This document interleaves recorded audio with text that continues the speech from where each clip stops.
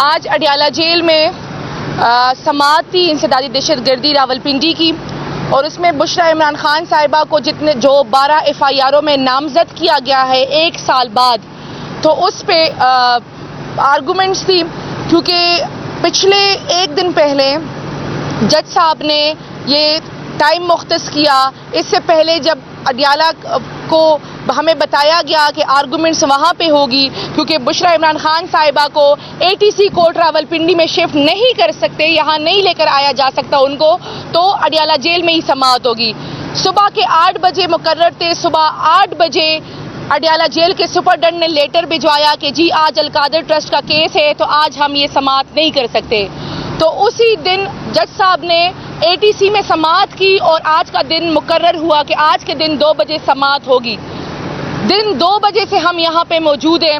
نہ میڈیا کو اندر جانے دیا جا رہا ہے، نہ لیگل کونسلز کو اندر جانے دیا جا رہا ہے۔ میرے ساتھ حسنین سنبل صاحب موجود ہیں جو اس کیس کے لیڈ کونسل ہیں، ان کو نہیں اندر جانے دیا جا رہا، اور عدالت بار بار احکامات بھجوا رہی ہے کہ وکلا کو اندر لایا جائے، لیکن جو سپرڈنٹ صاحب ہیں، جو ڈپٹی سپرڈنٹ طاہر صاحب ہے، اور انہوں نے مل کر جو اسسٹنٹ سپرڈنٹ گیٹ پہ عمران ریاض صاحب ہے ان کے ساتھ گٹھ جوڑ بنایا ہوا ہے، اپنے مرضی کے لائرز اندر بھجوا رہے ہیں، اور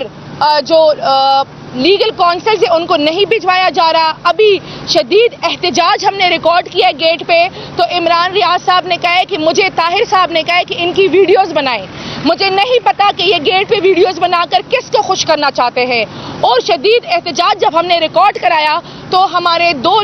کونسلز کو اندر جانے دیا گیا، باقی کے کونسلز کو باہر ہی کھڑا کیا گیا ہے ابھی تک۔ تو میں بتانا چاہتی ہوں کہ کسی بھی قسم کا جو اوپن ٹرائل نہیں ہو رہا، ان کا مقصد یہ ہے کہ 9 مئی کے واقعے کا اختتام بشریٰ عمران خان صاحبہ پہ کیا جائے، اور اسی کو بیس بنا کے یہ عمران خان صاحب کو ملٹری کورٹ شفٹ کرانا چاہتے ہیں، اور ان کی تیاریاں ہیں کہ اگست کے مہینے کے اندر ہی عمران خان صاحب کو ملٹری کورٹ شفٹ کرایا جائے۔ بہت شکریہ۔